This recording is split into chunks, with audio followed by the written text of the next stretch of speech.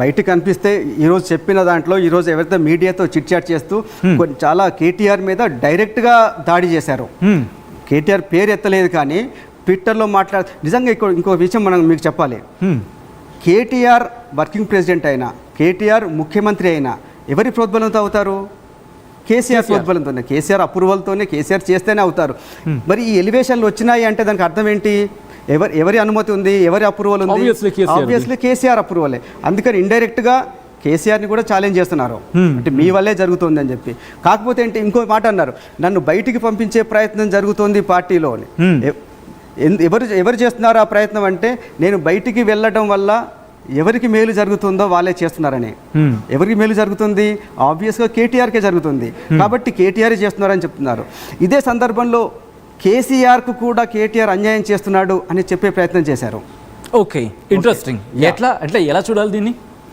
ఇక్కడ మీకు interesting point ఏంటంటే, ఒక కొద్ది రోజుల క్రితం కేటీఆర్కు నోటీసులు వచ్చాయి విచారణకు హాజరు కావాలని.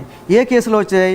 ఫార్ములా ఈ రేస్ కేసులో అవినీతి జరిగింది, మీరు విచారణకు రండి అని చెప్పి నోటీసులు అందినప్పుడు మొత్తం టీఆర్ఎస్ శ్రేణులు, ఇప్పుడు సరే బీఆర్ఎస్ శ్రేణులు రాష్ట్రమంతా కూడా మండల స్థాయి, గ్రామ స్థాయి వరకు కూడా ధర్నాలు చేశారు, రాస్తారోకోలు చేశారు, ప్రెస్ మీట్లు పెట్టారు, అందరూ నాయకులందరూ పార్టిసిపేట్ చేశారు. కానీ ఒక వారం క్రితం కేసీఆర్కు నోటీసులు వచ్చాయి. కాళేశ్వరంలో జరిగిన అవినీతికి సంబంధించి ఆ నిర్మాణంలో కావచ్చు, నిర్వహణలో లోపాల గురించి పీసీ ఘోష్ కమిషన్ కేసీఆర్తో పాటు హరీష్ రావుకి, ఈటెల రాజేందర్కు నోటీసులు వచ్చినాయి. కానీ పార్టీ అధ్యక్షుడు, మాజీ ముఖ్యమంత్రికి నోటీసులు వచ్చినప్పుడు ఒక్క బీఆర్ఎస్ కార్యకర్త కూడా ఎందుకు రోడ్ల మీదకి రాలేదు? Interesting point. అవును, అంటే కేసీఆర్ పట్ల ఇంత చిన్న చూప. నువ్వు పార్టీ వర్కింగ్ ప్రెసిడెంట్గా ఉన్న వ్యక్తి ఏం చేశాడు? ట్విట్టర్లో ఒక చిన్న పోస్ట్ పెట్టేసి వదిలేశాడు. అంటే కేటీఆర్కు నోటీసులు వస్తేనేమో రాష్ట్రం అంతా అగ్నిగుండం అవుతుంది, ధర్నాలు చేస్తారు.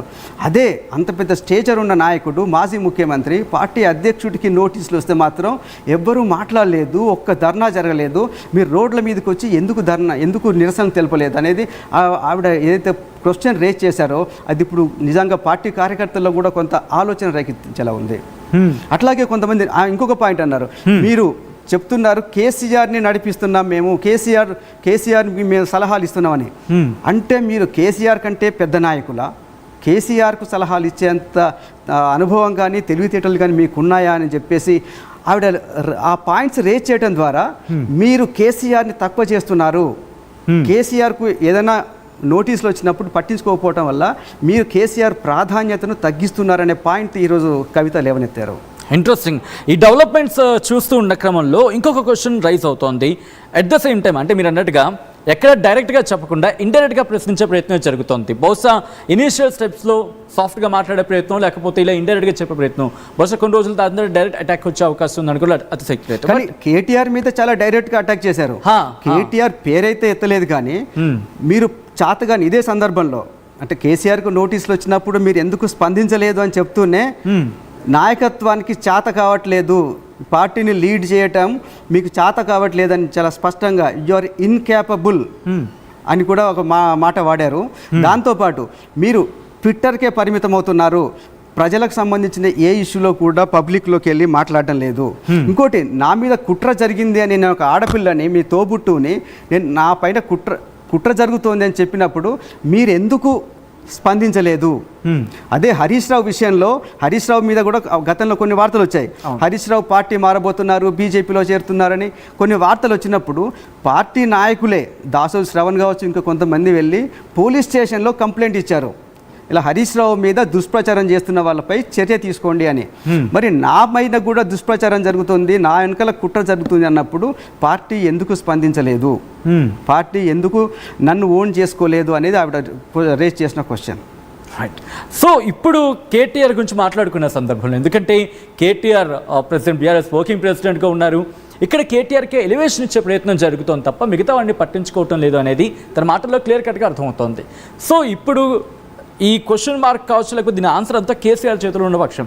బట్ ఎక్కడ కూడా ఆయన మాట్లాడట్లేదు, మధ్యవర్తిత్వం అనే మాట వినిపిస్తోంది. బట్ అది కూడా మధ్యవర్తిత్వం, ఎవరో మధ్యవర్తి నాయకులు వీళ్ళు మాట్లాడుతున్నారు తప్ప డైరెక్ట్గా కేసీఆర్ డైరెక్షన్లో కాదు అనేది ఒక చర్చ జరుగుతోంది. సో ఇటువంటి పక్షంలో ఇప్పుడు కవిత బీఆర్ఎస్లోనే కంటిన్యూ అవుతున్నారనే మాట కూడా వినిపిస్తోంది.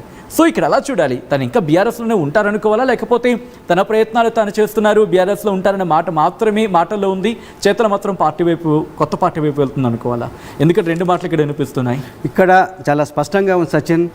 ఇటు బీఆర్ఎస్ నాయకత్వం కేసీఆర్ కేటీఆర్ కావచ్చు, ఇటు కవిత కావచ్చు, ఎవరి స్ట్రాటజీలు వాళ్ళు వర్కౌట్ చేసుకున్నారు, ఎవరి మార్గంలో వాళ్ళు వెళ్తున్నారు. నేను ఇంతకుముందే చెప్పాను, కేసీఆర్ కానీ కేటీఆర్ కానీ వాళ్ళ దగ్గర ఉన్న వ్యూహం ఏంటి?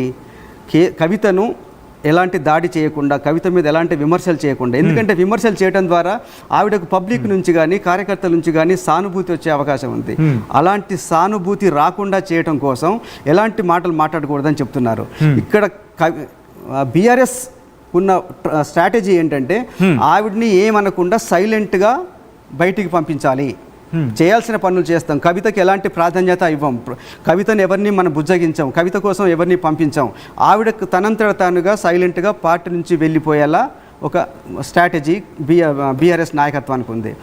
కానీ సాధ్యమైనంత ఎక్కువ ఈ విషయంలో చర్చ జరిగి ఎక్కువ సానుభూతి తీసుకొని పార్టీ తనను సస్పెండ్ చేయాలి, పార్టీ తనను బహిష్కరించాలి, అలా చేయటం ద్వారా పబ్లిక్ నుంచి ఎక్కువ సింపతి పొందాలి, పబ్లిక్ నుంచి ఎక్కువ తనకు ఒక సానుభూతి వస్తుంది, దాని ద్వారా తను పెట్టబోయే కొత్త పార్టీకి ఉపయోగపడుతుంది, బలపడుతుంది అనేది కవిత స్ట్రాటజీ. అందుకని బీఆర్ఎస్ సైలెంట్గానే ఉంటుంది, అది ఆ బీఆర్ఎస్ నాయకత్వ వ్యూహం.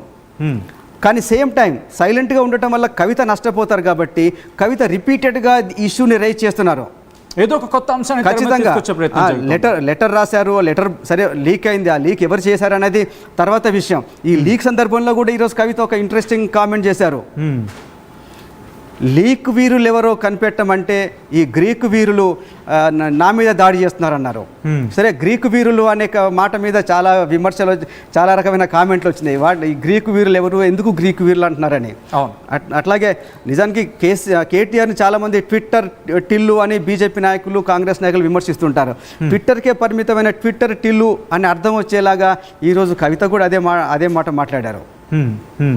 అలాగా ఒక రకంగా దీని ఇష్యూ పెద్ద చేయటం ద్వారా తన మీద దాడి జరగాలి, తన మీద దాడి జరగటం వల్ల ఎక్కువ సింపతి పొందొచ్చు అనేది కవిత స్ట్రాటజీ.